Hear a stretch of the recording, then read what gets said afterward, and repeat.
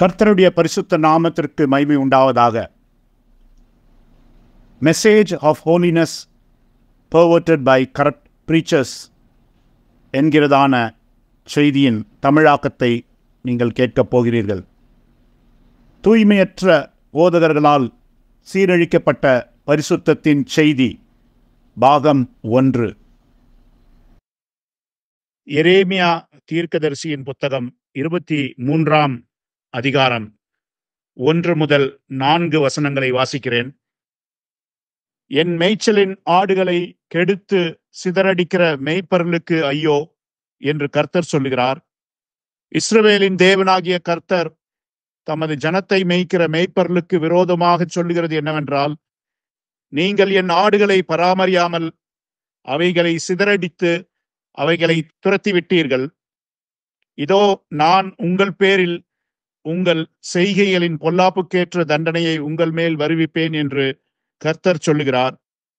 நான் என் ஆடுகளில் மீதியாயிருப்பவைகளை துரத்தியிருந்த எல்லா தேசங்களிலுமிருந்து சேர்த்து அவைகளை திரும்ப அவைகளின் தொழுவங்களுக்கு கொண்டு வருவேன். அப்பொழுது அவைகள் பலுகி பெருகும். அவைகளை மேய்க்கத்தக்கவர்களையும் அவைகள் மேல் ஏற்படுத்துவேன். இனி அவைகள் பயப்படுவதும் இல்லை, கலங்குவதும் இல்லை, காணாமற் போவதும் இல்லை என்று கர்த்தர் சொல்லுகிறார். பரிசுத்த மத்தேயு எழுதின சுவிசேஷம் 7வது அதிகாரம் 14 முதல் 20 வசனங்கள் முடிய. ஜீவனுக்கு போகிற வாசல் இடுக்கமும் வழி நெருக்கமுமாயிருக்கிறது, அதை கண்டுபிடிக்கிறவர்கள் சிலர். கள்ள தீர்க்கதரிசிகளுக்கு எச்சரிக்கையாயிருங்கள். அவர்கள் ஆட்டுத்தோலை போட்டுக்கொண்டு உங்களிடத்தில் வருவார்கள். உள்ளத்திலோ அவர்கள் பட்சிக்கிற ஓநாய்கள். அவர்களுடைய கனிகளினாலே அவர்களை அறிவீர்கள்.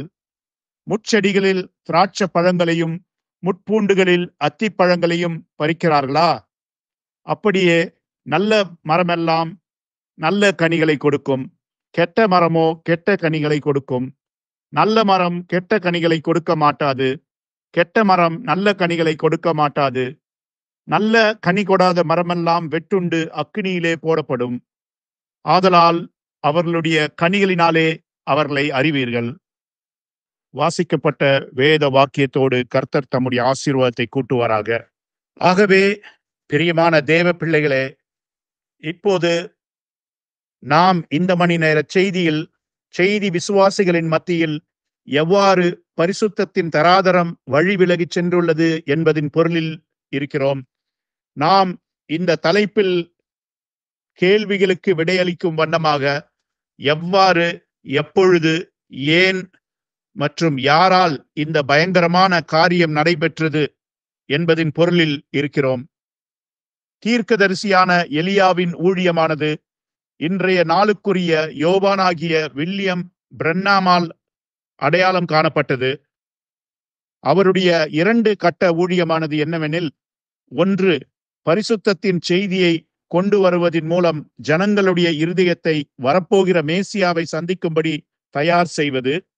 ஏனென்றால் பரிசுத்தம் இல்லாமல் ஒருவனும் தேவனை தரிசிக்க முடியாது. அவருடைய 2ஆம் கட்ட ஊழியமானது தயாராக இருக்கும் மக்களுக்கு மேசியாவை அறிமுகம் செய்வது. யோவான் ஸ்நானகனால் ஆயத்தமாக்கப்பட்டவர்கள் கர்த்தரை தெய்வீக வெளிப்பாட்டில் கண்டார்கள். ஆயத்தமாயிராதவர்களும் ஜீவ புஸ்தகத்தில் பெயர் எழுதப்படாதவர்கள் அனைவரும் அவரை மனிதனாக நினைத்து அவரை பெயல்சபூல், பிசாசுகளின் தலைவன் என்றும் கூறி துன்புறுத்தினார்கள். அவர்களால் அவரை காண முடியவில்லை. நீங்கள் அவரை தெய்வீக வெளிப்பாட்டில் மட்டுமே காண முடியும். ஒருவேளை அவர் மீண்டுமாய் அதே அங்கியை அணிந்து தாடி வைத்துக் கொண்டு படத்தில் நீங்கள் பார்க்கிற அதே நபர் திரும்ப வருவாரெனில், நீங்கள் இன்னுமாய் அவரை தெய்வீக வெளிப்பாட்டில் மாத்திரமே புரிந்து கொள்ள முடியும். மனித மாம்சத்தில் திரையிட்டிருக்கிற தேவனை சுத்த இருதயத்தில் மாத்திரமே காண முடியும். இருதயத்தில் சுத்தமுள்ளவர்கள் பாக்கியவான்கள், அவர்கள் தேவனை தரிசிப்பார்கள். ஆகவே என்னுடைய இந்த கூற்று, எலியாவின் ஊழியம் 2 பிரிவுகளாக பிரிக்கப்பட்டுள்ளது என்ற கருத்து அறிவாளிகளின் மத்தியில் ஒரு சிறிய அளவில் சர்ச்சையை உண்டு பண்ணும் என்று அறிவேன். ஏனெனில் இந்த மணி நேர செய்தியில் அவர்கள் பெற்றுள்ள அறிவினால் பல வகையான கேள்விகள் எழும்பும். எது, எப்படி போன்ற கேள்விகள் எழும்பக்கூடும். அதற்கு முன்பு குறை கூறுபவர்கள் வாயை மூட ஒரு சிலவற்றை கொண்டு வருகிறேன். அவை என்னவெனில், நான் கூறினது போல் வில்லியம் பிரென்னாம் ஊழியம் 2 கட்டங்களை கொண்டுள்ளது என்று சொல்வீனாகில், அதற்கு அவர்கள் ஒருவேளை இப்படி சொல்வார்கள். அதாவது, வில்லியம் பிரென்னாமுக்கு 3 இழுப்பு கொண்ட ஊழியம், 1 முதலாவது இழுப்பு, 2ஆம் மற்றும் 3ஆம் இழுப்பின் ஊழியம் இருந்தது என்று, மற்றும் 3 ஆவிகள் கொண்ட ஊழியமும் இருந்தது என்று சொல்லுவார்கள். அவை மோசே, எலியா மற்றும் கிறிஸ்துவின் ஆவி என்றும் கூறுவார்கள். ஆனால் இப்பொழுது என் பொருள் அதுவல்ல என்று கூறி குறை கூறுபவர்களின் வாயை அடைக்கப் போகிறேன். ஆகையால் சகோதரன் பிரென்னாமின் 3 கட்ட ஊழியமான முதல், 2ஆம் மற்றும் 3ஆம் இழுப்பின் ஊழியத்தையோ அல்லது மோசே, எலியா மற்றும் கிறிஸ்துவின் ஆவியை பெற்ற ஊழியத்தையோ நான் இப்பொழுது இங்கே பிரசங்கிக்கப் போவதில்லை. நான் முன்னோடும் செய்தியை பிரித்து காட்டி எவ்வாறு அதை யோவான் ஸ்நானன் செய்தியோடு ஒப்பிட முடியும் என்று காட்டப் போகிறேன். நான் யோவான் ஸ்நானன் செய்தியை அதன் மாதிரியோடும் முன்னோடுபவனின் செய்தியை அதன் மாதிரியோடும் ஒப்பிட்டு பிரித்து காட்டப் போகிறேன். இதை வகையறுக்கையில் சகோதரன் பிரென்னாமின் செய்தியை பழைய யோவான் ஸ்நானன் செய்தியோடு ஒப்பிட்டு 2 கட்டமாக, 1 பரிசுத்தத்தின் செய்தி. இந்த பரிசுத்தத்தின் செய்தி கர்த்தருடைய வருகையை வெளிப்பாட்டில் கண்டு மக்களை ஆயத்தப்படுத்த. ஏனென்றால் பரிசுத்தம் இல்லாமல் தேவனை ஒருவனும் தரிசிக்க முடியாது. சகோதரன் பிரென்னாம் பரிசுத்தத்தின் செய்தியை இவ்வுலகிற்கு கொண்டு வந்தார். இப்பொழுது நான் இதை மோசேயின் செய்தியோடு ஒப்பிடுவேனாகில் அது உங்கள் பக்தி விருத்திக்காக. அப்பொழுது சகோதரன் பிரென்னாமை மோசேயோடு ஒப்பிட்டு, எவ்வாறு மோசே ஒரு நியாயப்பிரமாணத்தை கொடுத்தாரோ அதே போல மக்களுக்கு நியாயப்பிரமாணம்தான் பரிசுத்தத்தின் செய்தி. அந்த நியாயப்பிரமாணம் கிருபைக்கு முன்பாக வருகிறது. ஆகவே உதாரணத்திற்கு சகோதரன் பிரென்னாமின் ஊழியத்தை மோசேயின் ஊழியத்திற்கு ஒப்பிட்டு அவர் கொண்டு வந்த நியாயப்பிரமாணத்தை பரிசுத்தத்திற்கும் நீதிக்கும் ஒப்பிடுகிறேன். ஆனால் அது நம் பொருள் அல்ல. நாம் இப்பொழுது 2 கட்டங்களை குறித்து பேசுகிறோம். அது என்னவெனில், 1 பரிசுத்தத்தின் செய்தி, மற்றொன்று மேசியாவை அறிமுகம் செய்வது. சகோதரன் பிரென்னாம் நிச்சயமாகவே மேசியாவை அறிமுகம் செய்தார். ஆனால் அவருக்கு எதிர்த்தெழுகிற வீட்டாரிடத்திற்கும், எதிர்த்தெழுகிற தேசத்திற்கும், எதிர்த்தெழுகிற சந்ததியாரிடத்திற்கும் வந்தார். அவர் முத்திரைகளின் செய்தியில் கூறும்போது மக்கள் வெளிப்பாட்டை தவறவிட்டனர். ஏனென்றால் அவர்கள் தீர்க்கதரிசி கொண்டு வந்த பரிசுத்தத்தின் செய்தியை முழுமையாக கடைபிடிக்கவில்லை. ஆகவே அவர்கள் கர்த்தருடைய வருகையின் வெளிப்பாட்டை தவறவிட்டனர் என்றார். இருப்பினும் அவர் கூறினார், அது மீண்டும் வரும் என்றார். அவர், தாழ்மையாயிருங்கள், அது மீண்டும் வரும், சாதாரண அடிப்படை செய்தியோடு செல்லுங்கள் என்றார். சாதாரண அடிப்படை செய்தி என்பது பரிசுத்தத்தின் செய்தியாகும். மக்கள் அதோடு சென்று வெளிப்பாடு மீண்டும் வரும் வரை காத்திருக்க வேண்டியதாயிருக்கிறது. நாங்கள் முழுவதும் பரிசுத்தத்தின் செய்தியில் நிலைநாட்டி இருக்கிறோம். ஆகவே தான் எங்கள் மத்தியில் தேவனுடைய ஆவியும் பிரசன்னமும் காணப்படுகிறது. இதற்காக தேவனுக்கு நன்றியுள்ளவர்களாக இருக்கிறோம். இந்த செய்தியை பின்பற்றுகிற மக்கள், செய்தி விசுவாசிகள், நிச்சயமாகவே பிறப்பும் இறப்பும் கொண்ட சுழற்சியின் எழுப்புதலின் ஆரம்பத்தை நன்றாகத்தான் ஆரம்பித்தார்கள். எபேசு சபையின் காலம் 88ஆம் பக்கத்தில் மேற்கோள் படி, ஒவ்வொரு எழுப்புதலின் தீயும் ஒவ்வொரு சபை காலத்தில் துவங்கி அடுத்த தலைமுறைக்கு செல்லுகிறது. 2ஆம் தலைமுறை கிறிஸ்தவர்கள் பின்வாங்க துவங்கி ஆதியில் செய்ததை விட்டு விடுகின்றனர். ஆகவே அவர்கள் நன்றாகத்தான் உருவெடுக்க ஆரம்பித்தார்கள், உண்மைக்காக ஓடினார்கள். மல்கியா 4 கூறினது போல பிறகு துரிதமாக எழுப்புதல் தீ அணைய துவங்கியது. அப்பொழுது அவர்கள் செய்தியை தாறுமாறாக்கி முன்பு ஒரு காலத்தில் செய்தது போல செய்தியாளனின் செய்தியை மாற்றி அமைத்தார்கள். அதுவே வேறொரு எழுப்புதல் வந்து கொண்டிருக்கிறது என்பதற்கு அடையாளமாயிருக்கிறது. ஆகவே பிள்ளைகளே, இப்பொழுது மல்கியா 4 பின்பற்றுகிறவர்களின் நிலைமையை பார்ப்போமானால், அவர்கள் செய்தியை தாறுமாறாக்கி கிட்டத்தட்ட பரிசுத்தத்தின் செய்தியை அழித்து விட்டனர். அதுவே மணவாட்டியின் எழுப்புதல் வந்து கொண்டிருக்கிறது என்று முத்திரைகளின் புத்தகத்தில் பக்கம் 253 அதிலே மணவாட்டி இன்னுமாய் எழுப்புதல் பெறவில்லை, ஆனால் அது அவளுக்கு வாக்குத்தத்தம் பண்ணப்பட்டிருக்கிறது என்று சொல்லப்பட்டிருக்கின்றது. ஆம், நாம் அந்த மணவாட்டி எழுப்புதலை எதிர்நோக்கியுள்ளோம். அதை எதிர்நோக்குவதன் மூலம் தேவனுடைய கிருபையினாலும் இரக்கத்தினாலும் அவருடைய ஆவியினாலும் இந்த பரிசுத்தத்தின் செய்தியை நம் வாழ்வில் செயல்படுத்தி அந்த எழுப்புதல் எப்பொழுது வருகிறதோ அதில் நாமும் பங்கு பெற எதிர்பார்த்து கொண்டிருக்கிறோம். தேவனுடைய வார்த்தை தெளிவாக உள்ளதா? பிரியமான சகோதர சகோதரிகளே, நான் ஒரு காரியத்தை காண்பிக்க போகிறேன். அது ஒரு கால் சிலருக்கு ஆச்சரியத்தை கொடுக்கக்கூடும்.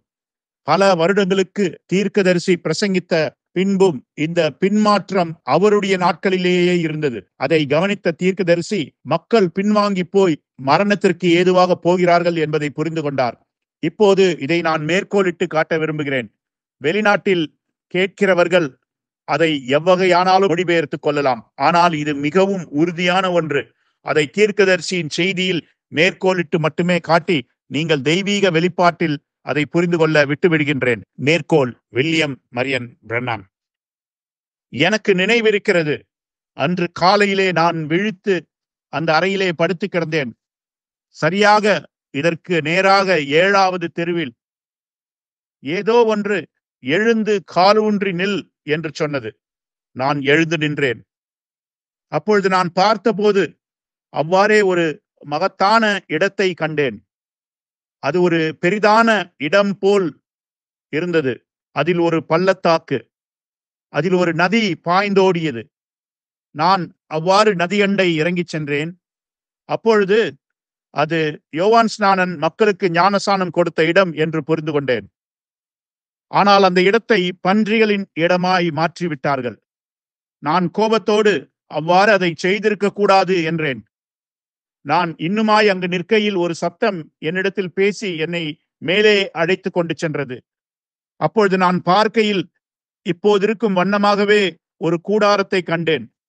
ஆனால் அங்கே ஏராளமான மக்கள் கூடாரம் முழுவதும் நெருக்கிக் கொண்டு இப்போதிருக்கும் வண்ணமாகவே இருந்தார்கள். நான் அவ்வாறு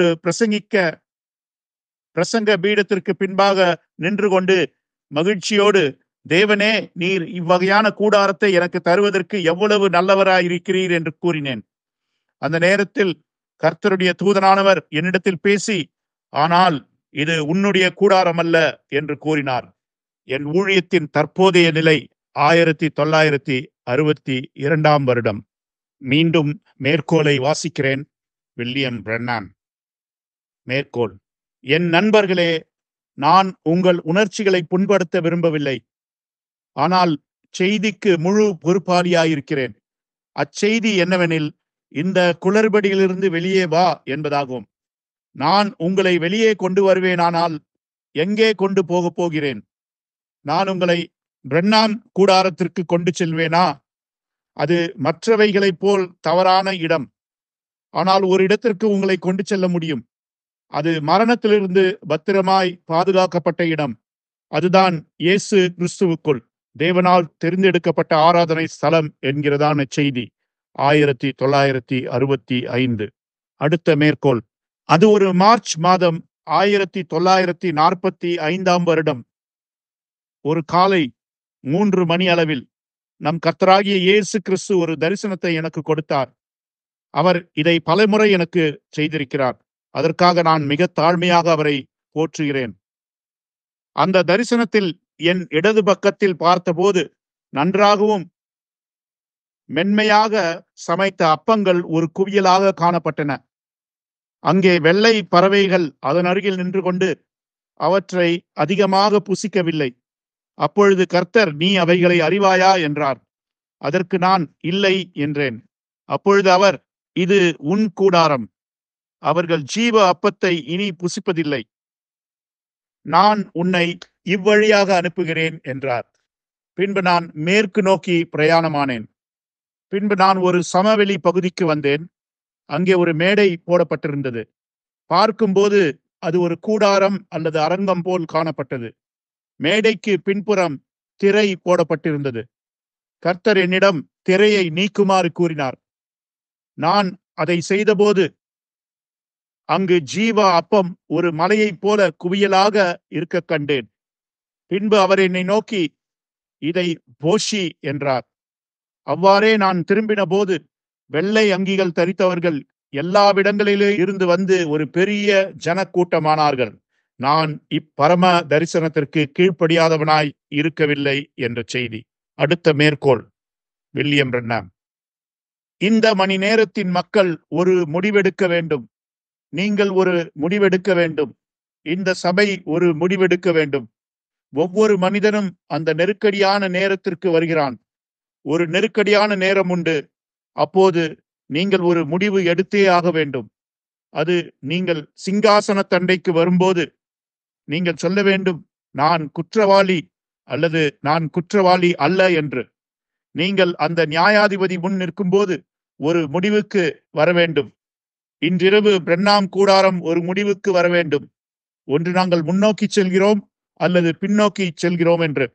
அது சரி, ஒன்று நீங்கள் பின்னோக்கி வெள்ளை பூண்டுக்கும் வெங்காயத்துக்கும் எகிப்தின் சரக்குகளுக்கும் செல்ல வேண்டும், அல்லது தூதர்களின் அப்பத்தை கொண்டு தேவனால் வாக்குத்தத்தம் பண்ணப்பட்ட வாக்குத்தத்த தேசத்திற்கு செல்ல வேண்டும்.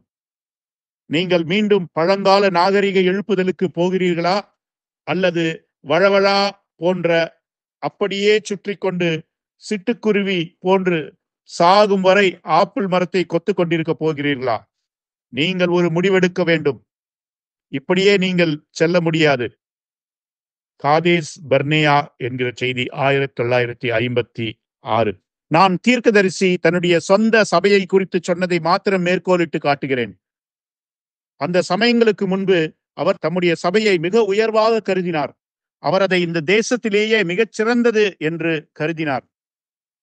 மற்றொரு இடத்தில் அவர் இந்த நாட்டிலேயே மிகச் சிறப்பாக இருக்கும் காரணத்தால் இதைவிட மேலானதொன்றை வேறெங்காவது நான் கண்டறிவேன் ஆகில் இச்சபையை அதோடு பொருத்தி விடுவேன் என்றார். ஏனென்றால் இந்த சபை சிறந்து விளங்கியதால். ஓ பிரியமானவர்களே, இக்கூடாரத்தை குறித்தும் அவ்விதமாகவே கூறுகிறேன். இப்பொழுது நாம் இங்கே பிரசங்கிக்கும் இந்த வார்த்தை நாம் நிலைநிறுத்தி இருக்கிறதான தராதரம் மற்றும் நம் மத்தியில் காணப்படும் தேவனுடைய பிரசன்னம், இவையெல்லாம் உலகத்தின் பல்வேறு பகுதியில் காண முடியாது. இருந்தாலும் என் இருதயத்தின் உத்தமத்தின் நிமித்தம் நீங்கள் தேவனோடு கூட சென்று பரிபூரண பரிசுத்தத்தை உங்கள் வாழ்க்கையில் கடைபிடிக்க வேண்டும் என்கிற நோக்கத்தோடு, ஒருவேளை இந்த சபையை விட மேலானதொரு சபை இந்த தேசத்தில் எங்காவது கண்டுபிடிப்பேனாகில் இந்த சபையை எடுத்து அந்த மேலான சபையோடு பொருத்தி விடுவேன். மேலும் ஒரு ஊழியம் இதை காட்டிலும் மேலானது இருக்குமானால் நான் உங்கள் நிமித்தம் அந்த மேலான ஊழியத்தின் கீழ் பொறாமைப்படாமல் உட்கார்ந்து அதை கண்டுபிடித்தமைக்காக தேவனுக்கு நன்றி சொல்லுவேன். ஏனென்றால் நாம் அனைவரும் தேவனுடைய ராஜ்யத்தின் பிள்ளைகளாய் ஒரே நோக்கத்திற்காய் வேலை செய்கிறோம் என்கிற காரணத்தினால். ஒருவேளை தேவன் நாம் இங்கே பெற்றிருப்பதை காட்டிலும் மேலானதொன்றை பெற்ற மனிதனை அனுப்புவாரெனில் நான் என்னை அதன் கீழாக தாழ்த்தி அவருடைய பாதத்தில் அமர்ந்து ஆமேன் என்று சொல்லுவேன். எனக்கு நிச்சயமாக ஓய்வு தேவை. ஆகவே அதை நான் விரும்புகிறேன். ஆனால் இதுவரை அப்படிப்பட்ட ஒன்றை காணவில்லை. நான் தற்பெருமைக்காக இதை சொல்லவில்லை பிள்ளைகளே. ஆனால் ராஜாவின் சத்தம் இந்த பாளையத்தில் இருக்கிறது. அது தேவனுடைய கிருபையாயிருக்கிறது. தேவனுடைய பிரசன்னம் நம்மை வாக்குத்தத்தம் பண்ணப்பட்ட தேசத்தை நோக்கி வழி நடத்துகிறது. ஆம், நாம் வேறொரு எழுப்புதலை எதிர்நோக்கி இருக்கிறோம். இந்த மற்றொரு எழுப்புதலை பெற்றுக்கொள்ள ஒரே வழி என்னவென்றால் நாம் இதே பரிசுத்தத்தையும் நீதியையும் கடைபிடிக்க வேண்டும். நீங்கள் கவனிப்பீர்களானால் சகோதர சகோதரிகளே, நான் இங்கே இல்லாவிடில் கூட தேவனுடைய பிரசன்னமானது இந்த கட்டிடத்தில் காணப்படுகின்றது. பாடல் ஆராதனையில் இருக்கிறது. மற்ற பிரசங்கிமார்களிடத்திலும் இருக்கிறது. சகோதரர்களோடு இருக்கிறது. ஏனென்றால் இது மனிதன் அல்ல, தேவனாய் இருக்கிறது. நான் தேவனுக்கு நன்றி செலுத்துகிறேன். சர்வ வல்ல தேவனுடைய கிருபையால் நான் என்னவாக இருக்கிறேனோ அப்படியே தான் இருக்கிறேன். இந்த செய்தியில் தேவனுடைய வார்த்தையில் இங்கேயும் வெளிநாட்டிலும் வேறெங்கிலும் நிற்கும் சகோதர சகோதரிகளுக்காக தேவனுக்கு நன்றியுள்ளவனாய் இருக்கிறேன். அவர்கள் ஒவ்வொருவருக்காகவும் தேவனுக்கு நன்றி. ஆம், நாம் ஒரே ராஜ்யத்திற்காக வேலை செய்கிறோம். கர்த்தருடைய பரிசுத்த நாமத்திற்கு மகிமை உண்டாவதாக. ஆகவே இப்பொழுது இந்த வழிவிலகல் இந்த மணி நேர செய்தியின்படி இந்த உலகத்திலேயே மகத்தான சபையாகிய பிரண்ணாம் கூடாரத்தில் தான் தொடங்கியது. அந்த தரிசனம் சரியாக யோவான் ஞானஸ்நானம் கொடுத்த அதே இடத்தை பன்றிகளின் கூடமாக மாற்றிவிட்டார்கள். அவர்கள் பிரண்ணாம் கூடாரத்தார் இனி ஒருபோதும் ஜீவ அப்பத்தை புசிப்பதில்லை, நான் உன்னை மேற்கு நோக்கி அனுப்புகிறேன் என்று சொன்னது.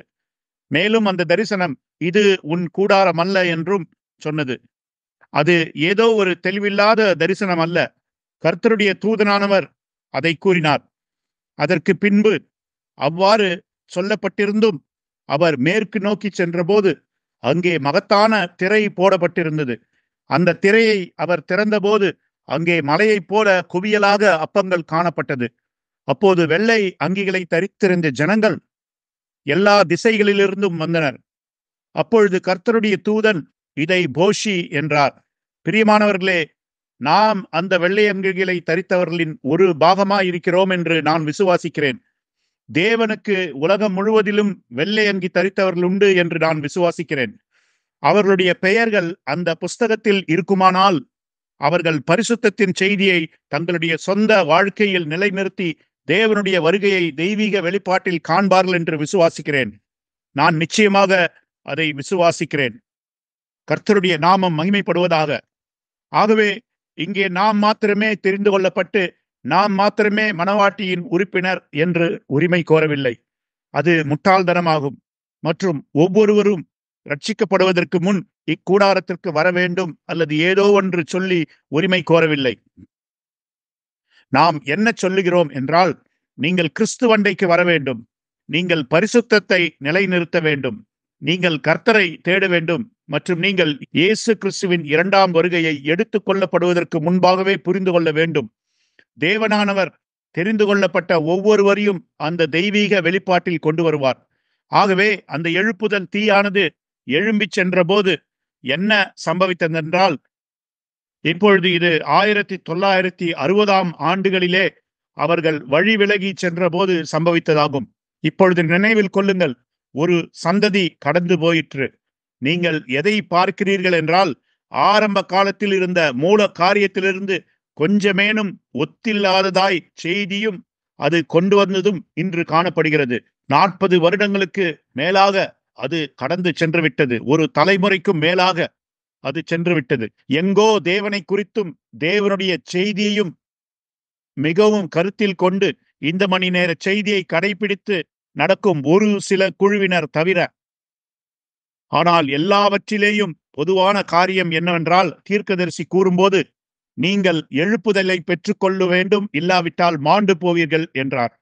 அங்கே ஒரு சிலர் எழுப்புதலுக்கு செல்ல வேண்டும் என்று கூட விசுவாசிக்காமல், ஒரு ஊற்றப்படுதல் உண்டு என்று கூட விசுவாசிக்காமல், பரிசுத்தமாய் வாழ வேண்டும் என்றும் விசுவாசிக்காமல் உட்கார்ந்து எடுத்துக்கொள்ளப்படுதலுக்காக காத்து கொண்டிருக்கிறார்கள். அவர்கள் பிசாசினால் வஞ்சிக்கப்பட்டிருக்கிறார்கள். நான் அநேக வேத வசனங்களை கொண்டு உங்களுக்கு நினைப்பூட்ட விரும்புவது என்னவென்றால், ஜனங்கள் தாங்களே தங்களுடைய இப்போதைய நிலைமைக்கு ஒரு பொறுப்பாளிகள் அல்ல. ஆகவே தான் என்னுடைய செய்தியின் தலைப்பு இவ்வாறாக பொருத்துகிறேன்: ஒழுக்கமற்ற பிரசங்கிகளால் தாறுமாறாக்கப்பட்ட பரிசுத்தத்தின் செய்தி என்று. அந்த ஊழியமும் பிரசங்கிமார்களும் தேவ ஜனங்களுக்கு நம்பிக்கை துரோகம் செய்து விட்டார்கள். எரேமியா புஸ்தகத்தில் நான் வாசித்தது போல கர்த்தர் அந்த மேய்ப்பர்கள் மேல் வாதையை வருஷிக்க பண்ணினார். ஏனென்றால் அவர்கள் எதை செய்ய வேண்டுமோ அதை செய்யாமல் ஆட்டை சிதறடித்தார்கள். நிச்சயமாகவே போதகராகவும் மேய்ப்பராகவும் அழைக்கப்பட்டு தவறான காரியத்தை செய்து தேவனுடைய பார்வையில் கருணையை இழந்தவர்களாய் தேவன் அவர்களை விட்டுவிட தள்ளிவிட முடியுமா?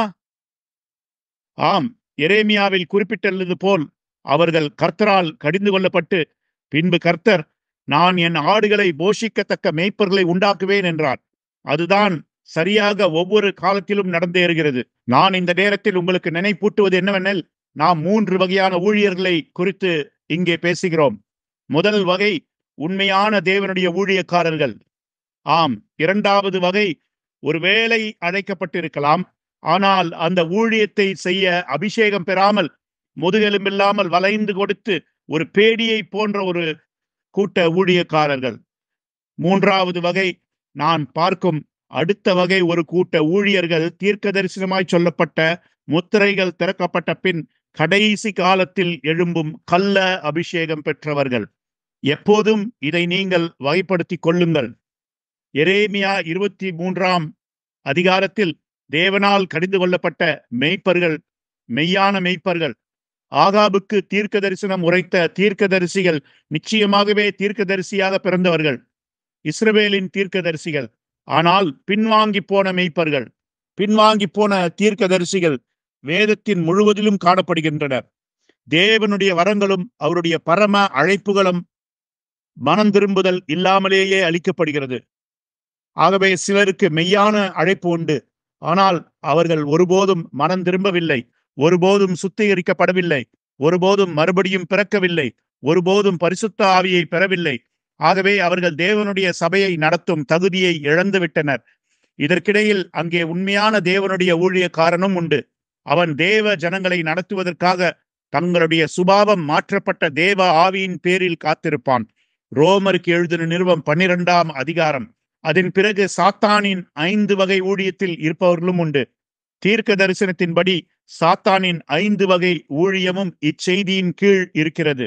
அவர்களை குறித்து அதிகமாய் சொல்ல வேண்டுமானால், வெள்ளை அங்கி தரித்து விதை விதைத்து சென்றவனும் அதன் பின்னர் கருப்பு அங்கி தரித்து ஒருவன் களை விதைத்தான். முதலில் விதை விதைத்தவர் மனுஷகுமாரனின் ஊழியம். அடுத்து வந்தது சாத்தானின் 5 வகை ஊழியமாகும். அவையாவன கள்ள தீர்க்கதரிசி, 8வது செய்தியாளர்கள், போதகர்கள், இன்னும் பலர். அவர்கள் உலகம் முழுவதும் சென்று அவர்களுடைய வித்தை விதைத்தனர். ஆகவே எல்லாம் ஒன்று போல் காணப்படும் இந்த வேளையிலே ஜனங்கள் இந்த 3 வகை ஊழியங்களை பிரித்து பார்க்க முடியாமல் இருக்கின்றனர். ஆகவே நீங்கள் கள்ள அபிஷேகம் பெற்றவரை சுட்டி காட்டும் போது ஒரு சிலர் அவர்கள் மேய்ப்பர்களை அவ்வளவாய் நேசித்தது நிமித்தம் நீங்கள் எங்கள் மேய்ப்பனை அவதூறாக நீங்கள் பேசக்கூடாது என்பார்கள். அவர்களுடைய கண் கருப்பாயிருக்குமாயின் அது கருப்புதான், வெள்ளையாயிருக்குமாயின் அது வெள்ளைதான். ஒரு தேவ மனிதன் தன்னுடைய பகுத்தறிதலின் பேரில் மற்றொருவன் வார்த்தையை விட்டு விலகிச் செல்லும் போது அவனை கடிந்து கொள்ள வேண்டும். ஆம் பிரியமான பிள்ளைகளே, ஒருவன் நேரடியாக பிசாசின் ஊழியக்காரனாய் இருக்கிறான் என்று வெளிப்பாட்டின் மூலம் தெரிந்து கொள்ளும் போது அவனை கடிந்து கொள்ளும் இடத்திலேதான் அவன் தேவ மனிதன் நிற்கிறான். இப்பொழுது சபையாராகிய உங்களுக்கு அவ்வகையான பகுத்தறிவு இல்லை. ஆகையால் தான் தேவன் உங்களுக்கு மேலாக ஒரு மேய்ப்பனை ஏற்படுத்தி அவருக்கு ஓநாயை பற்றியும் கள்ள அபிஷேகம் பெற்றவனை பற்றியும் புரிந்து கொள்ளுமாறு வைத்திருக்கிறார். இப்பொழுது இந்த ஊழியத்தில் ஒரு பக்கம் கெட்டதும் ஒரு பக்கம் நல்லதும் உண்டு.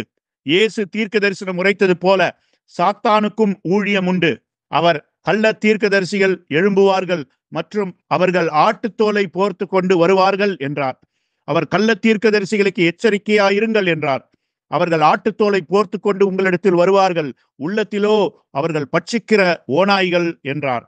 ஆமேன். கர்த்தருடைய நாமம் மகிமைப்படுவதாக.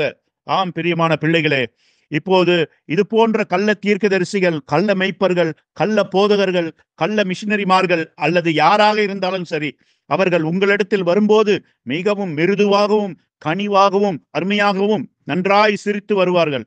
செம்மறி ஆட்டு மயிர் அந்த கம்பளி மிகவும் மென்மையானது. அவர்கள் ஆட்டுத்தோலை போர்த்து கொண்டு வருவார்கள். மிக அருமையாக சிரித்து கொண்டு மிக அழகாக தோற்றமுடையவர்களாய் இருப்பார்கள். ஆம், இப்பொழுது உங்களுக்கு முத்திரைகளின் வெளிப்பாட்டிலிருந்து வெளிவந்த பிசாசை குறித்தும் அந்தி கிறிஸ்துவை குறித்தும் பகுத்தறிவு இல்லையெனில் நீங்கள் எவ்வளவு அழகாக இருக்கிறீர்கள், அந்த கம்பளி எவ்வளவு மிருதுவாக இருக்கிறது என்பதைத்தான் பார்ப்பீர்கள். மேய்ப்பருக்கு முத்திரைகளிலிருந்து வெளியான வெளிப்பாட்டினால் அந்தி கிறிஸ்துவின் ஆவி எது என்று அறிவார். உங்களால் ஆட்டுத்தோலை போர்த்து கொண்டிருக்கிற ஓநாயை காண இயலாது.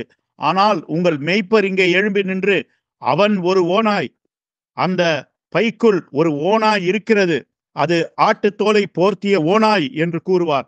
அப்பொழுது அந்த மேய்ப்பன் தன்னுடைய தடியை எடுத்து ஓநாய் குதித்து வெளியே ஓடும் வரை அந்த ஆட்டுத்தோலை அடிப்பார்.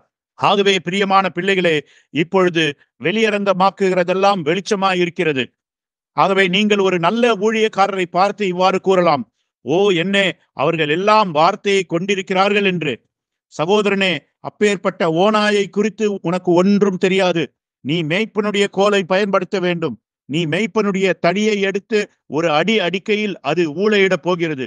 ஏனென்றால் ஓநாயின் மேலே அந்த அடி விழுந்தது. அங்கே ஒரு குழிவான ஒரு பகுதி உண்டு அந்த ஓநாய்க்கு. அந்த இடத்திலிருந்து ஒரு விதமான சத்தத்தை கேட்பீர்கள். அது முணங்குவதை கேட்க ஆரம்பிப்பீர்கள். அவர்களால் வெளிப்பாட்டை ஏற்றுக்கொள்ள முடியவில்லை என்று நீங்கள் கேள்விப்படுவீர்கள். இப்பொழுது இன்னொரு முறை அடிப்பீர்களானால் அந்த சிக்ஷை ஓநாயை பையுக்குள்ளிருந்து வெளியே குதித்து ஓடிவிடச் செய்யும். அப்பொழுது அங்கிருக்கும் ஆடு அது ஓநாய் என்று சொல்லும். பாருங்கள், நீங்களே உங்களை வழிநடத்த முடியாது. உங்களுக்கு ஒரு மெய்ப்பன் தேவை. தேவன் உங்களுக்கு மெய்ப்பனை கொடுக்க காரணம் என்னவெனில், நீங்களே உங்களை வழிநடத்த முடியாது. ஆம், மெய்ப்பனுக்கு ஓநாயை அறிந்து கொள்ளத்தக்க பகுத்தறிவு தேவை. ஆகவே தான் நான் கூறுகிறேன், மெய்ப்பன் உண்மையாகவே தேவனால் அழைக்கப்பட்டு ஆவியின் அபிஷேகம் பெற்று மறுபடியும் பிறந்து மனுஷகுமாரனுடைய வெளிப்பாட்டையும் பாவ மனுஷனின் வெளிப்பாட்டையும் உள்ளடக்கிய திறக்கப்பட்ட முத்திரைகளிலிருந்து வெளியான வெளிப்பாட்டை பெற்றிருப்பானானால் அவனை வஞ்சிப்பது கூடாத காரியம். ஏனென்றால் அவன் அந்த சத்தத்தை கேட்டான். அந்நிய சத்தத்திற்கு அவன் பின் செல்ல மாட்டான். சந்தேகத்திற்கு இடமில்லாமல் நீங்கள் அந்த ஊழியத்தின் கீழாக அமர்ந்து கொண்டிருக்கிறீர்கள். நீங்கள் ஊழியக்காரர்களுக்கு கீழாகவும் மெய்ப்பனுக்கு கீழாகவும் அமர்ந்திருக்கிறீர்கள். அவர்கள் அனைவரும் பிசாசின் எண்ணெய் உடையவர்களாய் இருக்கின்றனர். நாங்கள் ஒருவேளை ஒரு சில காரியங்களை குறித்து சிட்சிக்கும் பொழுது நீங்கள் உங்களுடைய மாம்சீக சிந்தையை கொண்டு நினைக்கலாம், நாங்கள் அப்படி ஒருபோதும் பிரசங்கிக்க கூடாது என்று. ஒரு கள்ள போதகரை இங்கிருந்து வெளியேற்றினோம். அதை குறித்து ஒரு சில நபர் மிகவும் சலனமடைந்தார்கள். அது ஊழியத்தின் வேலையாயிருக்கிறது. அது உங்கள் வேலை அல்ல. நாங்கள் அதற்கு பதில் சொல்லுவோம். அந்த மனிதன் பல வருடங்களாக இடி முழக்கம் என்கிறதான ஒன்றை பிரசங்கித்து விட்டு பின்பு விபச்சாரம் செய்து பின்பு 10 அல்லது 12 வருடம் விபச்சாரத்தில் இருந்துவிட்டு அதன் பின்பு மனம் திரும்பாமல் பலிபீடத்தில் ஏறி மற்ற பரிசுத்தவான்களோடு கூட உட்கார வேண்டும் என்கிறார். முடியவே முடியாது. ஒரு மனிதன் இப்படியாக விபச்சாரத்தில் இருந்துவிட்டு பலிபீடத்தில் ஏறக்கூடாது. அவனை ஊழியக்காரனாகவும் ஏற்றுக்கொள்ள முடியாது. அது பரிசுத்த தராதரத்திற்கு எதிரானது என்பதை இன்றிரவு தேவனுடைய வார்த்தையிலிருந்து நான் காட்டப் போகிறேன். ஓ ஆம், பிரியமான பிள்ளைகளே, யூதா 1ஆம் அதிகாரம் 3-4 வசனங்கள். பிரியமானவர்களே, பொதுவான ரட்சிப்பை குறித்து உங்களுக்கு எழுதும்படி நான் மிகவும் கருத்துள்ளவனாய் இருக்கையில் ஒரு விசை ஒப்பு கொடுக்கப்பட்ட விசுவாசத்திற்காக நீங்கள் தைரியமாய் போராட வேண்டும் என்று உங்களுக்கு எழுதி உணர்த்துவது எனக்கு அவசியமாய் கண்டது. ஏனெனில் நமது தேவனுடைய கிருபையை காம விகாரத்திற்கு ஏதுவாக புரட்டி ஒன்றான ஆண்டவராகிய தேவனையும் நம்முடைய கர்த்தராகிய இயேசு கிறிஸ்துவையும் மறுதலிக்கிற பக்தி அற்றவர்களாகிய சிலர் பக்க வழியாய் நுழைந்திருக்கிறார்கள். அவர்கள் இந்த ஆக்கினைக்குள்ளாவார்கள் என்று பூர்வத்திலே எழுதியிருக்கிறது. ஆமேன். இப்பொழுது அதே காரியம் மறுபடியும் இந்த செய்தியின் கீழ் காணப்படுகிறது. தேவனுடைய இந்த செய்தியின் கீழ் இவ்வகையான மனிதர்கள் ஊடுருவி உள்ளனர். அவர்கள் சகோதரன் பிரண்ணாம் தீர்க்க தரிசனம் உரைத்தது போல் கள்ள அபிஷேகம் பெற்றவர்கள். உங்களுக்கு கள்ள அபிஷேகம் பெற்றவர்களை தெரியாது. கள்ள அபிஷேகம் பெற்றவர்களை தெரிந்து கொள்ள உங்கள் மெய்ப்பனின் வெளிப்பாடு தேவை. உண்மையான மெய்ப்பன் இல்லையேல் நீங்கள் இழக்கப்பட்டு போவீர்கள். எவ்வளவுதான் நீங்கள் வாசித்தாலும், எவ்வளவு எழுதினாலும், எவ்வளவு கற்றாலும், எவ்வளவு ஆராய்ந்தாலும், எவ்வளவு துப்பறிந்தாலும், பிரியமானவர்களே, தேவனுடைய கிருபையை கொண்டு மாத்திரமே அது மெய்ப்பன் என்று சாட்சி பகர முடியும். நீங்கள் அந்த மெய்ப்பனை பின்பற்றும் போது மாத்திரமே சரியாக வெளிவர முடியும். ஆம், அது சரி. 2 பேதுரு 2ஆம் அதிகாரம் 1-3 வசனங்கள். கள்ள தீர்க்கதரிசிகளும் ஜனங்களுக்குள்ளே இருந்தார்கள். அப்படியே உங்களுக்கும் கள்ள போதகர்கள் இருப்பார்கள். அவர்கள் கேட்டுக்கேதுவான வேத புரட்டுகளை தந்திரமாய் நுழைய பண்ணி தங்களை கிரயத்துக்கு கொண்ட ஆண்டவரை மறுதலித்து தங்களுக்கு தீவிரமான அழிவை வருவித்துக் கொள்வார்கள். அவர்களுடைய கெட்ட நடக்கைகளை அநேகர் பின்பற்றுவார்கள். அவர் நிமித்தம் சத்திய மார்க்கம் தூஷிக்கப்படும். பொருளாசையுடையவர்களாய் தந்திரமான வார்த்தைகளால் உங்களுக்கு தங்களை ஆதாயமாக வசப்படுத்திக் கொள்வார்கள். பூர்வ காலம் முதல் அவர்களுக்கு விதிக்கப்பட்ட ஆக்கினை அயர்ந்திராது. அவர்களுடைய அழிவு உறங்காது. ஆமேன். இங்கே மேலே கடைசியாக இருக்கும் வரிகள் ஒழுக்கமற்ற மனிதர்கள் செய்தியின் கீழாக வருவதை குறிக்கிறது. இப்பொழுது சாத்தானின் திட்டம் மாறுவதில்லை. சரியாக இந்த செய்தியின் கீழாக பிசாசின் 5 வகை ஊழியமும் உள்ளது. இதற்காக நான் எவரிடத்திலும் மன்னிப்பு கேட்கப் போவதில்லை. நாம் தேவனால் அழைக்கப்பட்ட முதுகெலும்பு இல்லாத ஜெல்லி மீனை போன்ற முதுகெலும்பற்ற போதகர்கள் உண்டு. எது அவர்களை இவ்வாறு செய்ததென்றால், தேவ ஆவி போதிய அளவு இல்லாததினாலும் மறுபடியும் பெறவாமல் இருப்பதினாலும் பிசாசை குறித்த பகுத்தறிவு இல்லாததினாலும் தான். பிசாசு அவர்களை கால்பந்து போல எட்டி உதைக்கிறான். ஆனால் தேவன் அந்த மெய்ப்பர்களையும் போதகர்களையும் அப்புறப்படுத்தி உண்மையான மெய்ப்பர்களை தம்முடைய மக்களிடத்தில் கொண்டு வரப் போகிறார். இப்போதே இந்த ஊழியம் பயிற்சியில் உள்ளது. அவை அப்போஸ்தலர்கள், போதகர்கள், சுவிசேஷகர்கள், மெய்ப்பர்கள், தீர்க்கதரிசிகள் இப்போதே இந்த பூமியில் உள்ளது. ஆனால் நீங்கள் என்னவாக இருக்கிறீர்கள் என்று ஊற்றப்படுதல் வரும் வரை அறிய மாட்டீர்கள். எனவே நான் ஒரு தீர்க்கதரிசி அல்லது தீர்க்கதரிசினி என்று கூறிக்கொண்டு எழும்ப வேண்டாம். தேவனுடைய சத்தம் ஒரு மனிதனை அழைத்து சொன்னாலொழிய தன்னை தீர்க்கதரிசி என்று சொல்லுகிறவன் முழுமையான முட்டாள். ஆகவே நான் உங்களுக்கு சொல்லுகிறேன், நான் ஒரு தீர்க்கதரிசி அல்லது வேறேதோ ஒன்றை உரிமை கோருவேனாகில் நான் ஒரு மிகப்பெரிய முட்டாளாகி விடுவேன். அது நான் தேவனுடைய வெளிப்பாட்டை புரிந்து கொள்ளவில்லை என்பதை காட்டுகிறது. தேவகுமாரர்களும் அவர்களின் ஸ்தானங்களும் சரீரத்தில் ஊற்றப்படுதல் வந்த பிறகே பொருத்தப்படுகிறது. அங்கேதானே குமாரர்கள் பொருத்தப்படுகிறார்கள். ஆமேன். ஆகவே இப்பொழுது கவனியுங்கள் பிள்ளைகளே, அப்போஸ்தலரை கவனியுங்கள். பெந்தேகோஸ்தே நாள் வரைக்கும், மேலறை வரைக்கும் தாங்கள் என்னவாக இருக்கிறார்கள் என்பதை ஒருவரும் அறியவில்லை. ஆனால் அதற்கு முன்பதாக அவர்கள் சண்டையிட்டுக் கொண்டு தேவனுடைய ராஜ்யத்தில் யார் பெரியவர்கள் என்று கேட்டார்கள். இயேசு சொன்னார், நீங்கள் உங்களை தாழ்த்துகிற வரைக்கும் உங்களுக்கு ஒன்றும் கிடையாது என்றார். மேலறைக்கு சென்ற பிற்பாடு பேதுரு தன்னை இயேசு கிறிஸ்துவின் அப்போஸ்தலனாகிய பேதுரு என்றும், யூதா தன்னை இயேசு கிறிஸ்துவின் ஊழியக்காரனாகிய யூதா என்றும் கூறினார்கள். இந்த உலகத்தில் இப்போதிருக்கும் சீர்கேட்டிலிருந்து சீராக்க ஒரே வழி என்னவென்றால், ஒரு கூட்ட புதிய ஏற்பாட்டின் அப்போஸ்தலர்கள் தான். தேவன் அவர்களை இச்சீர்குலைவின் மத்தியிலிருந்து அவிழ்த்துவிடப் போகிறார். இன்னும் ஒரு எழுப்புதல் அவர்களை காட்சியில் கொண்டு வரப் போகிறது. இதோ நண்பனே, அது சாலையில் வந்து கொண்டிருக்கிறது. அனைத்தும் இழக்கப்பட்டு போகாது.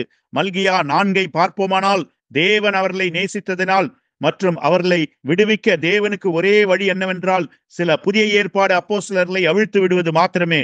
உங்களுக்கு தெரியுமா, சபை நேராக்க அவர் திட்டம் என்னவென்று? சபையை நேராக்க தேவனுடைய திட்டம் எப்போதும் அப்போஸ்தலர்கள் தான்.